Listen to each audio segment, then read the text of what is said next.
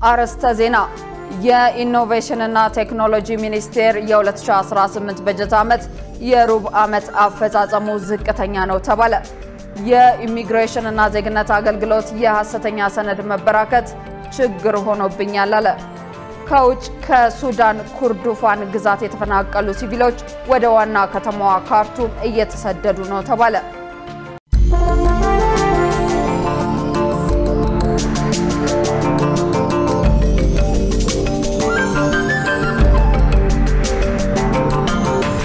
ሊንክ ብራን ተመልካቾቻችን ከኢሳት ነፃ የሚዲያ የሰዓቱን ዜና ይዘን ቀርበናል። ከዜናዎቹ ጋር ትግስት ተስፋዬ በመልክት ቋንቋው ሮቤል ሲልማ አብረናችሁ ቆይታ እናደርጋለን። አብራችሁን ሁኑ። ቀዳሚ ወዳደረግነው መረጃ አልፋለሁ። የኢሚግሬሽን እና ዜግነት አገልግሎት የሐሰተኛ ሰነድ መበራከት ችግር ሆኖብኛል አለ። በሌላ በኩል ዜጎች ፓስፖርት ለማውጣትና ሌላ አገልግሎት ለማግኘት እየተጉላሉና ላላስፈላጊ ወጪ እየተዳረጉ እንደሆነ በህዝብ ተወካዮች ምክር ቤት የውጭ ግንኙነትና የሰላም ጉዳዮች ቋሚ ኮሚቴ አባላት ገልጸዋል። መሰረት ባዩ በህዝብ ተወካዮች ምክር ቤት የውጭ ግንኙነትና የሰላም ጉዳዮች ቋሚ ኮሚቴ የኢሚግሬሽንና ዜግነት አገልግሎትን የሩብ ዓመት እቅድ አፈጻጸም ገምግሟል። የተቋሙን የሩብ ዓመት ሪፖርት ያቀረቡት የኢሚግሬሽንና ዜግነት አገልግሎት ዋና ዳይሬክተር ሰላማዊት ዳዊት በሩብ ዓመቱ 1.3 ሚሊዮን አገልግሎት ፈላጊዎችን ማስተናገዱን ገልጸው በዚህም 10.5 ቢሊዮን ብር መሰብሰቡን ተናግረዋል። በተያያዘም ከ500 ሺህ በላይ ፓስፖርት ለተጠቃሚዎች መሰጠቱን አንስተው ከ3000 በላይ የውጭ ሀገር ዜጎች በሐሰተኛ ሰነድ ወደ ሀገር ውስጥ ሲገቡ መያዛቸውን ገልጸዋል። በአጠቃላይ 8909 የህግ ጥሰት የፈጸሙ አካላትን መያዙን ጠቁመው ሐሰተኛ ሰነድ በመጠቀም አገልግሎት ለማግኘት መሞከር እየተበራከተ መምጣቱንና ይህም ትልቅ ተግዳሮት እየሆነ ነው ብለዋል። በህዝብ ተወካዮች ምክር ቤት የውጭ ግንኙነትና የሰላም ጉዳዮች ቋሚ ኮሚቴ አባላት በቀረበው ሪፖርት ላይ ጥያቄ አንስተዋል። ዜጎች ከኢሚግሬሽን የፓስፖርት አገልግሎት ለማግኘት የሚጠበቅባቸውን ግዴታ ሙሉ በሙሉ ተወጥተው ፓስፖርት ለመቀበል በቀጠሮው ቀን ሲመጡ ከዜጎች ያለደረሰኝ የሚቆረጠው 100 ብር ክፍያ የፋይናንስ ህጋዊ መመሪያዎችን የተከተለ ነው ወይ? ወደ ገቢ መሰብሰብ አላመዘነም ወይ? ተቋሙ የኢሚግሬሽን እና ዜግነት አገልግሎት ፕራይም ኦብጀክቲቭ ገቢ መሰብሰብ ነው ወይ? አሁን ደላላ የሚባለውና ይሄ ሌባው ምርመጠመጠ በር ላይ ማለት ነው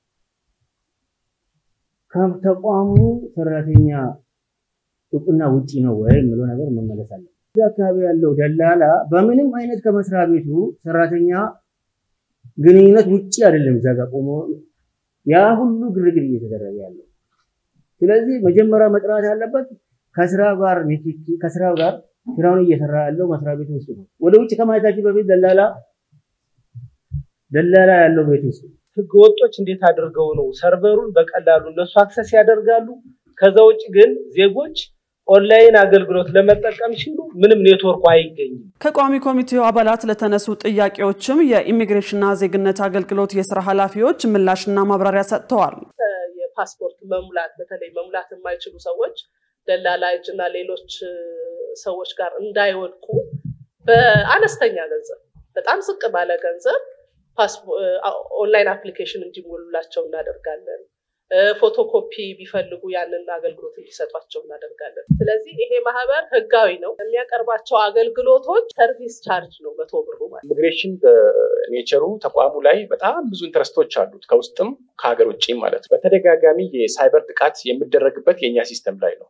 እሱንም በጣም አስደንጋጭ የሆኑ የሳይበር ጥቃት ዛሬ ላይ ግን ከኢንሳ ጋር በጋራ በመሆን በተቋማችንም ደግሞ ራሱን የቻለ ቲም አዋቅረን ይሄንን 24/7 ላይ ትሬስ የሚያደርጉ ይሄንን የሚከታተሉ ቲም አቋቁመናል። የቱሪስት ማዳረሻ ነው። ቱሪስቶች በብዛት ወደ ሀገራችን እየመጡ ነው ስንል ቪዛ ከፍሎ ነው ወደ ሀገራችን የሚገቡት እንጂ ከኛ ዜጎች የሰበሰብነው 30% 25% እንኳን አይሆንም ማለት። የውጭ ዜጎች ሐሰተኛና የማይገባቸውን ሰነዶች የሚጠቀሙትን እየለዩ እርምጃ መውሰድ። እርምጃው አንዱ የእርምት እርምጃ ነው። ሁለተኛው ከሀገር እንዲወጡ ሪፖርት ማድረግ። የኢሚግሬሽንና ዜግነት አገልግሎትን የአቅም ግንባታና የሲስተም ብልሽት በሚመለከት አገልግሎቱ ትኩረት ሰጥቶ መስራት እንዳለበት የተገለጸ ሲሆን የአገልግሎት አሰጣጥን ማሳደግና ብልሹ አሰራርን ማስቀረት እንዳለበትም በህዝብ ተወካዮች ምክር ቤት የውጭ ግንኙነትና የሰላም ጉዳዮች ቋሚ ኮሚቴ አሳስቧል። በሌላ ዜና የኢኖቬሽን እና ቴክኖሎጂ ሚኒስቴር የ2018 በጀት ዓመት የሩብ ዓመት አፈጻጸሙ ዝቅተኛ ነው ተባለ። በተጨማሪ ሚኒስቴሩ ችግር ፈቺ የምርምር ውጤቶችንና ቴክኖሎጂ ወደ ማህበረሰቡ በማድረስ በኩል ችግር እንዳለበት በሕዝብ ተወካዮች ምክር ቤት የሰው ሀብት ስራ ስምሪትና ቴክኖሎጂ ጉዳዮች ቋሚ ኮሚቴ ገልጿል። ገነት ዘዘው ተጨማሪ አላት። የኢኖቬሽን እና ቴክኖሎጂ ሚኒስቴር የ2018 በጀት ዓመት እቅድና የሩብ ዓመት አፈጻጸም ሪፖርቱን ለሕዝብ ተወካዮች ምክር ቤት የሰው ሀብት ስራ ስምሪትና ቴክኖሎጂ ጉዳዮች ቋሚ ኮሚቴ አቅርቧል። የኢኖቬሽን እና ቴክኖሎጂ ሚኒስትር ዴኤታ ዶክተር በይሳ በዳዳ ባቀረቡት ሪፖርት በበጀት ዓመቱ በርካታ ተግባራት ለማከናወን መታቀዱን አስታውቀዋል። ከነዚህም ውስጥ የኢትዮጵያ አእምሯዊ ንብረት ማሻሻያ ረቂቅ አዋጅ ማጸደቅ፣ የኬሚካል መቆጣጠር ደንብና ሌሎች ረቂቅ አዋጆችን አዘጋጅቶ ወደ ቋሚ ኮሚቴ ማቅረብ የሚሉት በእቅድ መያዛቸውን ተናግረዋል። በተያያዘም በሩብ ዓመቱ 10 የንግድ ተቋማት ወደ ኤሌክትሮኒክስ ግብይት ስርዓት መግባታቸውንና በበይነመረብ የሚሰጡ የመንግስት አገልግሎቶች አፈጻጸም 25.26% መድረሱን አስረድተዋል። አያይዘውም 13 ከተሞች የዲጂታል አድራሻ ስርዓት ለመጀመር ቅድመ ጥናት መከናወኑንና በ9 ከተሞች የዲጂታል አድራሻ ስርዓት መጀመሩን አብራርተዋል። ሚኒስቴሩ የእቅድና የሩብ ዓመት አፈጻጸም ሪፖርት ላይ የቋሚ ኮሚቴው አባል የሺ ሐሳብ ጸጋው የሚከተሉትን ጥያቄዎች አቅርበዋል። የምርምር ውጤቶችን ወደ ማህበረሰቡ ተደራሽ በማድረግና የማህበረሰቡን ኑሮ በማሻሻል ምን ያክል ስራዎች ተሰርተዋል? የመንግስት ተቋማትን ጨምሮ የክልሎችን አፈጻጸም እንዲያድግ በገጠር በከተማ አጠቃላይ የቴክኖሎጂ ዕውቀት እንዲጨምር እንዲሻሻል እና የሴቶችና የአካል ጉዳተኞችን የስራ ጫናቸውን በሚያቃልል መልኩ ተጠቃሚ ለማድረግ ምን ያክል ትኩረት ተሰጥቶ በሚኒስቴር መስሪያ ቤቱ እየተሰራ ይገኛል። ስታርታፖች ወደ ስራ እንዲገቡ አጠቃላይ ሀገራዊ ኢኮኖሚውን እንዲያሳድጉ ለዜጎች የስራ ዕድል እንዲፈጥሩ እና ሀብት ከማመንጨት አኳያ ምን ያክል የክትትልና የድጋፍ ስራዎች እየተሰሩ ነው የሚል ነው። በሀገር ደረጃ ልዩ ተሰጥኦ ያላቸውን ከማበረታታት በመመዘኛ መስፈርቱ በመመዘን በመለየት በሀገር አቀፍ ደረጃ እውቅና በመስጠት ምን ተጨባጭ ስራዎች ተሰርተዋል? ለተነሱት ጥያቄዎች የኢኖቬሽንና ቴክኖሎጂ ሚኒስትር ዴኤታ ዶክተር ባይሳ በዳዳ ምላሽና ማብራሪያ ሰጥተዋል። ችግር ፈቺ ምርምሮች ይሰራሉ። እነዚህ ችግር ፈቺ ምርምሮች በሚሰሩበት ጊዜ አዳዲስ ዕውቀቶች እንዲመነጩ ይደረጋል። በአዳዲስ ዕውቀቶች እሴት ይጨምራል። እሴት ጨምሮ በሰርቶ ማሳያ መውሰድ እዛ የሚገኙ ውጤቶች ማህበረሰቡ እንዲጠቀም የማድረግ ስራዎችም የተሰሩ ይገኛል። ቴክኖሎጂ ተደራሽና አካታች ከማድረግ አንፃር ከተቋማት፣ የክልሎች፣ የገጠር ከተማ የሴቶች አካል ጉዳተኞች ተጠቃሚ እንዲሆኑ ለማድረግ የተሰሩ ስራዎች አሉ። አንደኛ ስነ ምህዳሩ በአገሪቱ አስቻይ ሁኔታ እንዲፈጠር በገጠር በከተማ በቅርብ በሩቅ መሰረተ ልማት ተደራሽ ማድረግ ሰው ኃይል ልማት ላይ በትኩረት ተሰርቷል። ይህ በመላ አገሪቱ የኔትወርክ መስፋፋት እንዲደርስ ጥረት ተደርጓል። የቋሚ ኮሚቴው ምክትል ሰብሳቢ ዶክተር ቤተልሔም ላቀው ሚኒስቴሩ ያቀረበው የመጀመሪያ ሩብ ዓመት አፈጻጸም ዝቅተኛ መሆኑንና ታቀደው ያልተከናወኑ ተግባራት መኖራቸውን አብራርተዋል። ስማርት ስልክ መያዝና ቴክኖሎጂ ማወቅ በጣም ሁለቱም የተለያዩ ናቸው። ስለዚህ ቴክኖሎጂ ዕውቀቱ ማህበረሰባችን ምን ያህል ደርሷል? ለማህበረሰባችንን ችግር ልንፈታ ነው እንግዲህ ኢኖቬሽን ቴክኖሎጂ ያለምናወራውና ችግሩን ለመፍታት እንችላለን ነው። አሁን ያለንበት የማህበረሰብ ምን ያህል ንቃተ ህሊና ያለው የሚለውን እንደ የቤት ስራችን ሁላችንም መውሰድ ስላለብን ነው። ምን ያህል በፌደራል ተቋምስ ተደራሽ ናችሁ? 2018 ዓመተ ምህረት አንደኛ ሩብ ዓመት ታቀደው የሩብ ዓመት አፈጻጸማቸው ዝቅተኛ የሆኑ ተግባራቶች መኖራቸውን በሪፖርቱ የተመላከተ ሲሆን በ2018 ዓመተ ምህረት አንደኛ ሩብ ዓመት ይጠናቀቃሉ ተብሎ የታቀዱ ተግባራት 100% በሪፖርቱ የተገለጸ ቢሆንም በሪፖርቱ ማብራሪያ በሂደት ላይ እንዳሉ የተገለጹ ስራዎችን መኖራቸውን አይተናል። ከ6000 በላይ ደንብ አስከባሪዎች በኢትዮጵያ ፖሊስ ዩኒቨርሲቲ ስልጠና መውሰድ ጀመሩ። የአዲስ አበባ ከተማ አስተዳደር ደንብ ማስከበር ባለስልጣን እና የኢትዮጵያ ፖሊስ ዩኒቨርሲቲ እንደገለጹት ስልጠናው በአካል በባህሪና በስነ ምግባር ላይ ያተኮረና ሰልጣኞቹ ከህብረተሰቡ ጋር ያላቸውን ተግባቦት የሚያዳብሩበት ነው። ሰላማዊት ሙሉጌታ የኢትዮጵያ ፖሊስ ዩኒቨርሲቲ ላለፉት 78 ዓመታት በመላው ሀገሪቱ ለተሰማሩ የፖሊስ አመራሮችና መኮንኖች በሰላምና በደህንነት ጉዳይ ላይ ትምህርትና ስልጠና በመስጠት ረገድ የአንበሳውን ድርሻ የሚወስድ ተቋም ነው። የአዲስ አበባ ከተማ ደንብ ማስከበር ባለስልጣን ከኢትዮጵያ ፖሊስ ዩኒቨርሲቲ ጋር በመተባበር በዛሬው ዕለት ከ6000 በላይ ለሚሆኑ ደንብ አስከባሪዎች የስልጠና ማስጀመሪያ መርሃ ግብር አካሂዷል። የአዲስ አበባ ከተማ አስተዳደር ደንብ ማስከበር ባለስልጣን ስራ አስኪያጅ ሻለቃ ዘሪሁን ተፈራ ስልጠናው በዋናነት የመልካም አስተዳደር የአገልግሎት አሰጣጥና የስነ ምግባር ችግሮችን ለይቶ መፍትሄ ለመስጠት አስቻይ መሆኑን አመልክተዋል። በተለይ በዚህ ስልጠና በጣም የሚጠበቀውና የስልጠናችን ትኩረት አቅጣጫ አንደኛው የመልካም አስተዳደርና የአገልግሎት አሰጣጥ የብልሹ አሰራር ተግባራትን በተለይ በተቋማችን እንዳይከናወን ለማድረግ ያክል በተለይ በሰለጠኑ የዩኒቨርሲቲው አሰልጣኞች አማካይነት የመልካም አስተዳደርና የብልሹ አሰራር ችግሮች የስነ ምግባር ችግሮች ከተቋማችን የተልእኮ አፈጻጸም ጋር ያሉትን ማነቆች በመለየት ኦፊሰራችን እንዲሰለጥን ይደረጋል ማለት ነው። ከዚህ ውጪ በተለይ ለተገልጋዩ ህዝባችን ዝቅ ብለን ተቋሙ የሚያገለግልበትንም አካሄድ ለመጠቀም አገልግሎት አሰጣጣችን በተሻለ መንገድ እንዲሁም በቴክኖሎጂ በታገዘ መንገድ እንዲሆን ይፈልጋል። እንግዲህ ህጎቻችንና ደንቦቻችን አሉ። እነዚህ ህጎቻችንና ደንቦቻችን ምንድናቸው የሚሉትንም ፈጻሚው ኃይል ስራውን ሲሰራ አውቆ እንዲተገብር ከማድረግ አንፃር የስልጠናው የትኩረት አቅጣጫ ሲሆን በተለይ ከሌላው አንፃር ደግሞ የአካል ብቃት እናም ደግሞ ወታደራዊ ስልጠናም ይወስዳሉ። በኢትዮጵያ ፖሊስ ዩኒቨርሲቲ የአቅም ግንባታና ስልጠና መምሪያ ኃላፊ ኮማንደር ፍቃዱ ጌታቸው በበኩላቸው ስልጠናው በአካል በባህሪና በስነ ምግባር ላይ ትኩረት ያደረገ ሲሆን ኦፊሰሮቹ ከህብረተሰቡ ጋር ያላቸውን ተግባቦት የሚያዳብርና የአገልጋይነት ስሜት የሚያሰርጽ መሆኑን አስረድተዋል። ከአካል ብቃት ጋር የተያዙ ራሳቸውንም አካባቢያቸውን ሊጠብቁ የሚያስችል አካል ስልጠና ይወስዳሉ። ፊዚካል ኤክሰርሳይዝ የምንለው ስለ ሀገራቸውን ስለመውደድ ስለ ስነ ምግባር አጠቃላይ ስለመፈጸምና ስለማስፈጸም የመምራት አቅማቸውን ክህሎታቸውን የሚያዳብሩ ስልጠናዎችን ይወስዳሉ። ሀገራቸውን የምትፈጽማቸውን የምታረጋቸውን ነገሮች ለመከላከል ለመስራት ብቁ ይሆናሉ። በዋናነት የአገልጋይነት ስሜት የሚያሰርጹ ስልጠናዎች ይሰጣቸዋል። ስለዚህ አንደኛው የሀገር ፍቅር ሀገርን ስለመውደድ ይወስዳሉ። የስነ ምግባር ትምህርቶችን ይወስዳሉ። በሰልጣኞች የተለያዩ ስለሆኑ በአመራር ደረጃ ያሉ ሰልጣኞች የመምራት ክህሎትን የሚመለከቱ ጉዳዮችን ይወስዳሉ። አጠቃላይ ቀጠናዊ የሆነ ጂኦስትራቴጂክ የሆኑ ስልጠናዎችንም ይወስዳሉ በንድፈ ሐሳብ ደረጃ። ክቡራን ተመልካቾቻችን ከኢሳት ነጻ ሚዲያ ዜናዎቻችን ቀጥለዋል። በቀጣይነት የቢዝነስ መረጃዎችን ወደ እናንተ እናደርሳለን። የቢዝነስ መረጃዎቹን ወደ እናንተ ልታደርስ ባልደረባችን መሰረት ባዩ እየጠበቀችን ነው። ወደ መረጃዎቹ እናመራለን።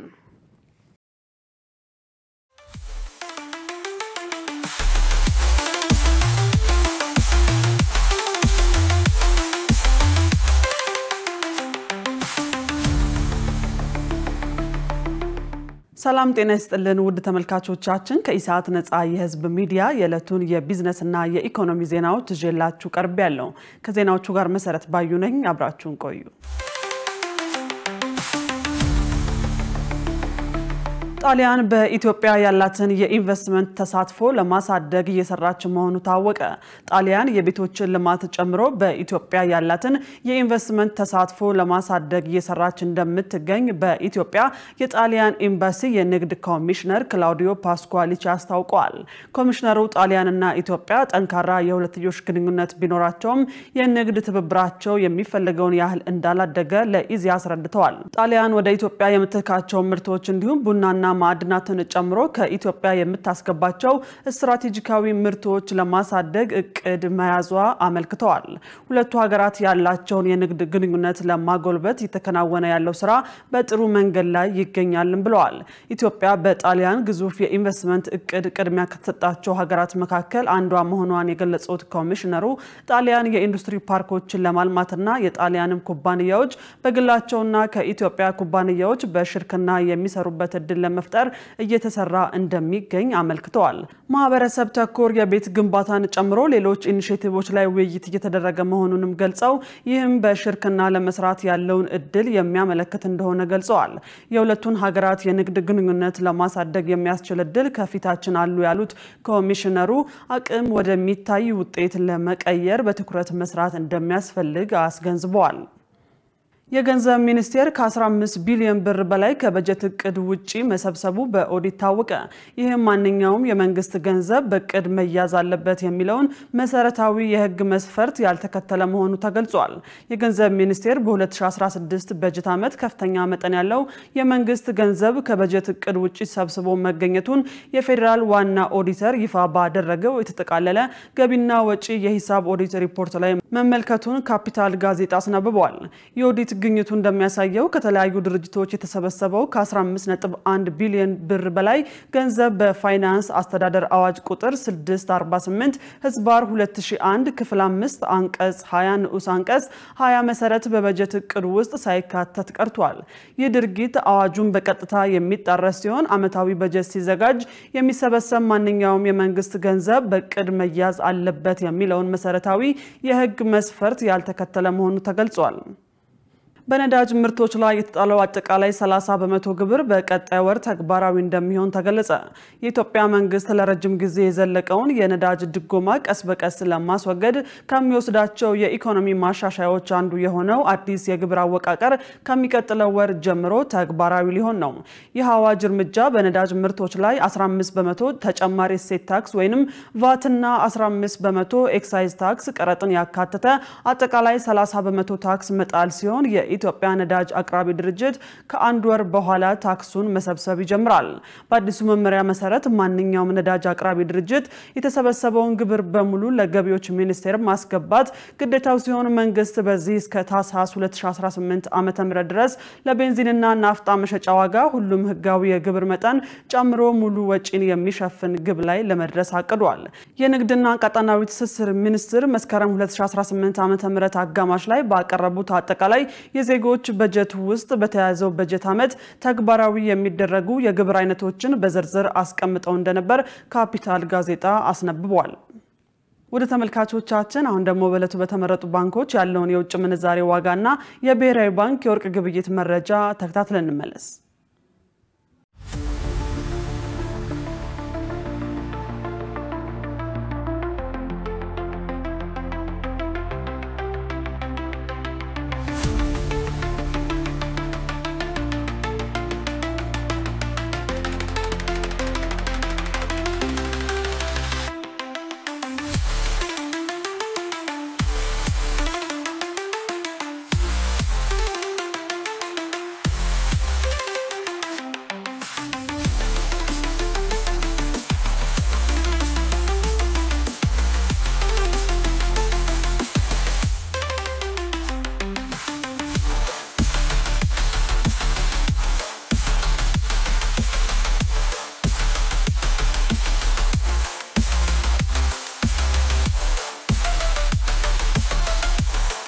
ውድ ተመልካቾቻችን ለለቱ ያዝናቸው የቢዝነስና የኢኮኖሚ ዜናዎች በዚሁ ተጠናቀዋል። ወደ ቀሪዎቹ ዜናዎች እንመለስ።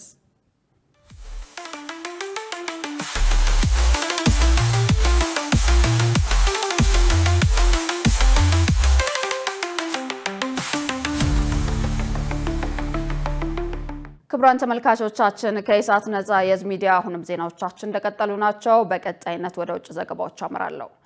ከሱዳን ኩርዱፋን ግዛት የተፈናቀሉ ሲቪሎች ወደ ዋና ከተማ ካርቱም እየተሰደዱ ነው ተባለ። ከ5 በመቶ በላይ ቤተሰቦች በሱዳን ጦርና በፈጥኖ ደራሽ ኃይል መካከል እየተባባሰ የመጣውን ግጭት ለማምለጥ በሚሸሹበት ወቅት ለከፋ ችግር መዳረጋቸው ታውቋል። ዮሐንስ ተስፋ የደቡብ ኩርዱፋን ዋና ከተማ የሆነችው ካዱብሊ ከአንድ ዓመት በላይ በፈጥኖ ደራሽ ኃይሉ ከበባ ስር በመውደቋ ነዋሪዎቿ ከባድ የምግብ እጥረት አጋጥሟቸዋል። ይህ በኡምዱርማን የሚገኝ ትምህርት ቤት ደግሞ ከዚሁ ከኩርዱፋን ግዛት ለተሰደዱ ሰዎች አገልግሎት ወደሚሰጥ የእርዳታ ማከፋፈያ ማዕከልነት የተለወጠ ሲሆን አካባቢው በሱዳን ሰራዊትና በፈጣን ድጋፍ ሰጪ ኃይሉ መካከል ያለው ግጭት ተባብሶ የሚታይበት ቀጠና ነው። አዋቲፍ ኡስማንና እህቷ ከደቡብ ኩርዱፋን ግዛት ዋና ከተማ ካዱብሊ ካርቱም ለመድረስ ከ2 ወራት በላይ ፈጅቶባቸዋል። በአሁኑ ወቅት በሱዳን ጦር ቁጥጥር ስር ያለችው ከተማ ከአንድ ዓመት በላይ በአርኤስኤፍ ከበባ ስር ሆና ቆይታለች። ከበባው ከባድ የምግብ እጥረት እንደፈጠረባት የምትናገረው አወቲፍ አሁን ከዘመዶቿ ጋር የምትኖር ቢሆንም ለልጆቿ የምታበላው ምንም አይነት ምግብ እንደሌላት ትናገራለች። በጉዟችን ላይ በገጠሙን ፈተናዎች ምክንያት ካርቱም ለመድረስ 2 ወር ከ10 ቀን ፈጅቶብኛል። ልጆቼ የምግብ እጥረት መማጋጥሟቸዋል። በደም ማነስ ምክንያት ሆስፒታል ለ10 ቀናት የቆየች ሴት ልጅ አለች። ዛሬ ጠዋት ነው ከሆስፒታል የወጣችው። ሰዎች ቤታቸውን ለቀው እንዲወጡ የተገደዱባት ካዱብሊ ብቻ አይደለችም። ኢብቲባል አህመድ እናቷና 2 ሴት ልጆቿ አርኤስኤፍ ከተማዋን በጥቅምት ወር ከተቆጣጠረ በኋላ ከሰሜን ኮርዶፋን ባራ ተሰደው ካርቱም ለመድረስ 15 ቀናት ያህል እንደፈጀባቸው ይገልጻሉ። የአርኤስኤፍ ሰዎችን ፈርተን ከመኖሪያችን ወጣን። ወደ ቤታችን በመግባት አስወጥተው ሲደበድቡን ነበር። አንድም ቤት አልተውም። ሰዎችን ገደሉ፣ አቆሰሉ፣ ህፃናትም ሞቱ፣ አዛውንቶችም ተገደሉ። ብዙ ሰዎችን አጣን። ያለንን ምንም አልተወሉንም። የከተማዋ ባለስልጣናት እንደገለጹ ከሆነ ባለፈው አንድ ወር ውስጥ ብቻ ከ500 በላይ ቤተሰቦች ወደ ዋና ከተማዋና በዙሪያዋ ወዳሉ አካባቢዎች ደርሰዋል። ካርቱም ከደረሱት ተፈናቃዮች መካከል አብዛኛዎቹ ሴቶችና ህፃናት ሲሆኑ ከጦርነቱ ለመሸሽ መፈናቀልን የመረጡ ወንዶችም በአርኤስኤፍ ታስረዋል ወይም ተገድለዋል የሚሉ መረጃዎችም እየወጡ ይገኛሉ። ፈጥኖ ደራሽ ኃይሉ በኮርዶፋን በርካታ ከተሞችን ከቦ ሲቪሎችን አሰቃይቷል በሚል በዓለም አቀፉ ማህበረሰብ ውግዘት እየደረሰበትም ይገኛል። በአንዳንድ አካባቢዎች ደግሞ ረሃብ መከሰቱ የተረጋገጠ ሲሆን ሁኔታዎች ከቁጥጥር ውጭ ወደ መሆን እየተቃረቡ ስለመሆኑም ማስጠንቀቂያ እየተሰጠ ይገኛል። አብዛኛዎቹ ተፈናቃዮች በየሰው ቤት ተጠልለው ቢኖሩም ነገር ግን በአካባቢው የወጣቶች ህብረት በተቀናጀ ሰብአዊ አገልግሎት አማካኝነት የሚሰጠውን እርዳታ ለማግኘት ወደ ትምህርት ቤቱ ይመጣሉ። እነዚህ ሰዎች መብላት አለባቸው። በአስቸጋሪ ሁኔታ ውስጥ እያለፉ መሆኑም ያስታውቃል። ቤታቸውን ጥለው የወጡት በለበሱት ልብስ ብቻ ነው። ምግብ ያስፈልጋቸዋል፣ መኝታ ያስፈልጋቸዋል፣ የህክምና እርዳታም ያስፈልጋቸዋል። ካርቱም ለመድረስ ረጅምና ፈተና የሞላበት ጉዞ ቢጠይቅም በሚቀጥሉት ቀናት ብዙዎች መንገዱን እንደሚጀምሩ ይጠበቃል። አርኤስኤፍ የሲቪሎችን ህይወት አደጋ ላይ የሚጥል ቢሆንም በኮርዶፋን ግዛት ያለውን አቅም ለማጠናከር ወደፊት ለመጓዝ ቁርጠኛ ይመስላል። መረጃውን ስናጠናቀር አልጀዚራን ዋቢ አድርገናል። ኢራን ከእንግዲህ ዩራኒየም አታበለጽግም ሲሉ የኢራን የውጭ ጉዳይ ሚኒስትር አስታወቁ። ምክንያቱ ደግሞ በየዕለቱ ጥቃት እንደሚፈጸምብን ስለሚነገረን ነው ብለዋል። ሸሪፍ ኢማም ተጨማሪ አለው። የኢራን የውጭ ጉዳይ ሚኒስትር ሁለት እንደተናገሩት ኢራን ካሁን በኋላ በአገሪቱ ባሉ የኒውክሌር ጣቢያዎች ዩራኒየም አታበለጽግም ብለዋል። የአቶሚክ ፕሮግራሟን በተመለከተም በሯ ለድርድር ክፍት መሆኑን አስታውቀዋል። ኢራንን ለጎበኙ የአሶሺየትድ ፕሬስ ጋዜጠኛ በሰጡት ምላሽ በኢራን ውስጥ የማይታወቅ የኒውክሌር ማበልጸጊያ ስራ የለም። ያሉን ማበልጸጊያ ማዕከላት ሁሉም በዓለም አቀፉ የአቶሚክ ኢነርጂ ኤጀንሲ ቁጥጥር ስር ናቸው ብለዋል አራጋቺ። አሁን ላይ ምንም የማበልጸግ ስራ የለም፣ ምክንያቱ ደግሞ ሁሉም የማበልጸጊያ ማዕከላት ጥቃት ደርሶባቸዋልና ብለዋል።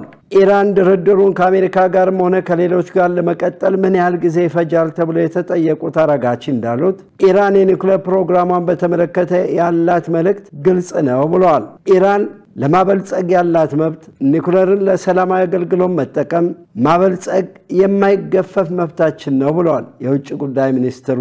ይህ መብት አለን፣ እናም ይህንን መብታችንን መጠቀም እንቀጥላለን። እርግጠኛ ነኝ አሜሪካንን ጨምሮ የዓለም አቀፉ ማህበረሰብ ይህንን መብታችንን እውቅና ይሰጠዋል። ይህ የማይገሰስ የኢራን መብት ነው፣ መብታችንን አሳልፈን አንሰጥም ብለዋል። የኢራን አቶሚክ ኢነርጂ ድርጅት ኃላፊ መሐመድ ኢስላሚ በበኩላቸው ቴህራን በቦምብ ጥቃት የደረሰባቸውን የማበልጸጊያ ማዕከላት ለመጠቀም ስጋት አለባት ብለዋል። አሶሺየትድ ፕሬስ በሳተላይት የተገኙ ምስሎችን አጠናቸው ብሎ ይፋ ባደረገው መረጃ ኢራን ይህን የሚባል ተግባር በዋነኛ የኒውክሌር ጣቢያዎቿ ላይ አለመስራቷን አስታውቋል። በፎዶ፣ ኢስፋሃንና ናታንዝ የማብለያ ጣቢያዎች የደህንነታችን ሁኔታ አሁን ላይም አልተቀየረም። ዜና ለሚከታተል ሰው በየዕለቱ ሌላ ጥቃት ይፈጸምብን ይሆን የሚል ስጋት አለ ብለዋል ኢስላሚ። በየዕለቱ የሚነገረን ምንም ነገር ብትነቁ ጥቃት ይፈጸምባቸዋል የሚል ማስፈራሪያ ነው። ኢራን ዩራኒየምን እስከ 60 ከመቶ አበልጽጋ ነበር። ይህም መሳሪያውን ለማብለጥ ጥቂት ደረጃ ብቻ የቀረው ነው ማለት ነው። ይህን ተከትሎ አሜሪካ በራሷ ውሳኔ በፕሬዝዳንት ዶናልድ ትራምፕ በ2018 ከቴህራን የ2015 የኒውክሌር ስምምነት ወጥታለች። የአውሮፓ ህብረት ሀገራት በሴፕተምበር ወር ላይ የተባበሩት መንግስታት ድርጅት በኢራን የኒውክሌር መርሃ ግብር ላይ የተጣለውን ማዕቀብ እንደገና ለማጠናከር እርምጃ ወስዷል።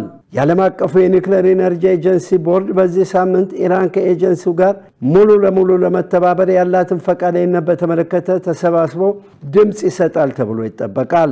አራጋች ግን ቀጣይ ድርድር ለማካሄድ ክፍት መሆኑን ተናግረው ይህ ግን ተግባራዊ የሚሆነው የአሜሪካ ጥያቄ ከተቀየረ ብቻ እንደሆነ አስታውቀዋል። ዜናውን ስናዘጋጅ አሶሺየትድ ፕሬስ እና አልጀዚራን በመረጃ ምንጭነት ተጠቅመናል። ክቡራን ተመልካቾቻችን ዜናዎቻችን አሁንም እንደቀጠሉ ናቸው። በቀጣይነት ስፖርታዊ መረጃዎች ወደ እናንተ እናደርሳለን። ባልደረባችን ሙልቀን ሰለሞን እየጠበቀን ነው። ለጤንነት ለምት ለወዳጅነት ሰላም ጤና ይስጥልን ተመልካቾቻችን ከኢሳት ነፃ የህዝብ ሚዲያ ለዕለቱ ያዘጋጀናቸውን ስፖርታዊ መረጃዎች ይዘን ቀርበናል። ከመረጃዎቹ ጋር ሙሉቀን ሰለሞን ነኝ። ከ17 ዓመት በታች የኢትዮጵያ ብሔራዊ ቡድን የሩዋንዳቸውን አሸነፈ። በአዲስ አበባና በድሬዳዋ እየተካሄደ በሚገኘው የሴካፋ ዞን ከ17 ዓመት በታች የአፍሪካ ዋንጫ የማጣሪያ ውድድር የመጀመሪያ ጨዋታውን ከሩዋንዳቸው ጋር ያደረገው የኢትዮጵያ ብሔራዊ ቡድን ዳዊት ካሳና ሁዘይፋ ሻፊ ባስቆጠሯቸው ጎሎች 2-2 አሸንፏል። በዚሁ ምድብ በተደረገ ሌላ ጨዋታ ደቡብ ሱዳን ከሶማሊያ ጋር 2-2 በሆናቸው ውጤት ተለያይተዋል። ኢትዮጵያ የምድብ ሁለተኛ ጨዋታዋን ነገ ማክሰኞ ከቀኑ 7 ሰዓት ላይ ከደቡብ ሱዳን ጋር በአበበ ቢቂላ ስታዲየም ታደርጋለች። የ2025 የአፍሪካ የዓመቱ ምርጥ እግር ኳስ ተጫዋች የመጨረሻ 3 እጩዎች ይፋ ሆኑ። ከሳምንታት በፊት ምርጥ 10 እጩዎችን ያሳወቀው ካፍ የመጨረሻ 3 እጩዎችን ይፋ አድርጓል። በዚህ መሰረት ሞሮኮዊ አሽራፍ ሀኪሚ፣ ግብፃዊ መሐመድ ሰላህ እና ናይጄሪያዊ ቪክቶር ኦስሜን የመጨረሻ እጩዎች ሆነዋል። አሸናፊው ተጫዋች የፊታችን ረቡዕ በሞሮኮ ራባት በሚካሄደው የካፍ የዓመቱ ምርጥ ሽልማት ስነ ስርዓት ላይ ይታወቃል። በተለያዩ የፊፋ ኮንፌዴሬሽኖች እየተካሄዱ የሚገኙት የ26 የዓለም ዋንጫ ማጣሪያ ጨዋታዎች በመጠናቀቅ ላይ ይገኛሉ። በዚህም ትላንት ከተደረጉ ጨዋታዎች መካከል ከሀገራቸው መንግስት ጋር በግል ጥቅማ አከፋፈል ዙሪያ ሲከራከሩ የቆዩት የናይጄሪያ ብሔራዊ ቡድን አባላት በኮንጎ ተሸንፈው ከ26 የዓለም ዋንጫ ውጭ ሆነዋል። በመለያ ምት ናይጄሪያን 4-3 ያሸነፈችው ዲሞክራቲክ ኮንጎ በቀጣይ መጋቢት ወር ሜክሲኮ ላይ በሚካሄደው በኢንተርኮንቲኔንታል ጥሎ ማለፍ ጨዋታ ካሸነፈች የዓለም ዋንጫ ተሳታፊ ትሆናለች። በተያያዘ የናይጄሪያ ብሔራዊ ቡድን አሰልጣኝ ኤሪክ ሼሌ መለያ ምት በሚመታበት ወቅት አስማት ተሰርቶብናል በማለት ከሰዋል። አሰልጣኙ እንደሚሉት ከሆነ አንድ ኮንጎዊ የመለያ ምት በተመታው ቁጥር ፈሳሽ መሳይ ነገር ይዞ ወደ ላይ ያደረገ አስማት ሲሰራ ነበር። የናይጄሪያ ብሔራዊ ቡድን አባላት በትላንቱ ጨዋታ 3 ተከታታይ የመለያ ምቶችን ማስቆጠር አልቻሉም። በተመሳሳይ ዜና በአውሮፓ ምድብ የዓለም ዋንጫ ማጣሪያ ዛሬ ምሽት 6 ጨዋታዎች ይደረጋሉ። ከነዚህ መካከል ምድብ 1ን በኩል 12 ነጥቦች በጎል ክፍያ ተበላልጠው የሚመሩት ጀርመንና ስሎቫኪያ እርስ በርስ የሚያደርጉት ጨዋታ ይጠበቃል። ጨዋታውን የሚያሸንፈው ቡድን በቀጣይ ለዓለም ዋንጫ ተሳታፊ መሆኑን የሚያረጋግጥ ሲሆን አቻ ከተለያዩ የተሻለ የጎል ክፍያ ያላት ጀርመን ታልፋለች። በሌላ ጨዋታ ኔዘርላንድስ ከሊቱዌኒያ፣ ሞንቴኔግሮ ከክሮኤሺያ፣ ማልታ ከፖላንድ ይገናኛሉ። ሁሉም ጨዋታዎች በተመሳሳይ ሰዓት 4:45 ላይ ዛሬ ይጀምራሉ። ነገ ደግሞ ስፔን ከቱርክ፣ ቤልጂየም ከሊechtenstein፣ ስኮትላንድ ከዴንማርክ፣ ቡልጋሪያ ከጆርጂያ በተመሳሳይ ከምሽቱ 4:45 ጀምሮ የምድብ የመጨረሻ ጨዋታ ያደርጋሉ። ይህ ዜና እስከተጠናከረበት ሰዓት ድረስ በአውሮፓ ምድብ ማጣሪያ እንግሊዝ፣ ክሮኤሺያ፣ ኖርዌይ፣ ፖርቱጋልና ፈረንሳይ ለ26 ዓለም ዋንጫ ማለፋቸውን ያረጋገጡ ሀገራት ናቸው። ኔዘርላንድስ፣ ስፔንና ስዊዘርላንድ ደግሞ በቁጥር ስሌት ሰፊ የማለፍ ተስፋ ያላቸው ሀገራት ናቸው። ተመልካቾቻችን ከኢሳት ነፃ የህዝብ ሚዲያ ለዕለቱ ያዘጋጀናቸው ስፖርታዊ መረጃዎቻችን የተከታተላችኋቸውን ይመስሉ ነበር። ከመረጃዎቹ ጋር ሙሉቀን ሰለሞን አብሬያችሁ ቆየሁ። መልካም ጊዜ ይሁንላችሁ። ለጤንነት ለምት ለወዳጅነት ክቡራን ተመልካቾቻችን ከኢሳት ነፃ የህዝብ ሚዲያ ለሰዓቱ ያዝናቸው ዘገባዎች በዚሁ ተጠናቀዋል። ዜናዎቹን እየመራው ትዕግስት ተስፋዬ፣ በምልክት ቋንቋው ሮቤል ሲልማ አብረናችሁ ቆየን። መልካም ጊዜ